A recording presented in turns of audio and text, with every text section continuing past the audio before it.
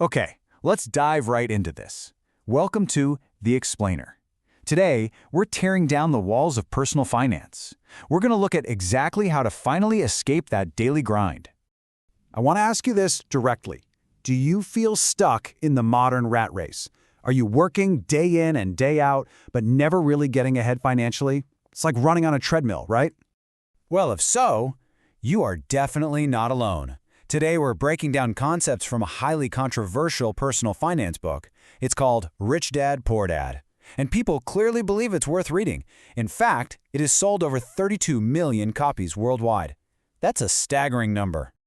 Okay, let's take a breath. We're going to slow things down right now. Here is our roadmap for today.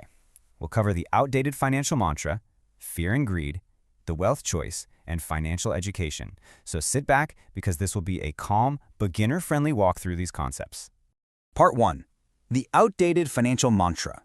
The author grew up with two very different father figures, his real dad and his rich dad, and they had completely opposite approaches to dealing with finances. See, many of us are taught a very specific path. Go to school, go to college, get a job, play it safe. We're terrified of standing out, so we just blindly follow this script. But here is the harsh truth. That mantra is completely outdated. Why? Because no job is truly safe anymore. That brings us to part 2, fear and greed. These are the two main emotions that control our financial decisions, and wow, they are incredibly powerful. First, we have fear. We're absolutely terrified of losing money. We're afraid of being seen as a weirdo for trying something different, and this fear keeps us trapped. Then we have greed. When we finally do get some extra money, we suddenly desire an improved lifestyle. Greed literally forces us to spend that extra cash right away. So, these two emotions work together. They keep you exactly where you are, right in the middle of the rat race. Moving on to part 3, the wealth choice. Imagine you just got a raise at work. A truly wise choice is to take that extra money and invest it into wealth-building assets, like stocks or bonds. And this brilliantly illustrates the reality of investing. Yes, investing absolutely has risk.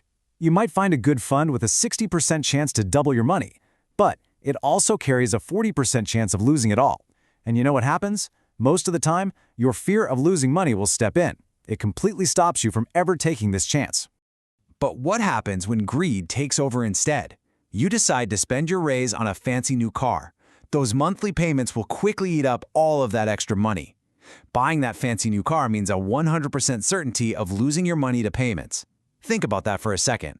You are trading a 40% risk of loss in the market for a 100% certainty of loss. Which brings us to part 4.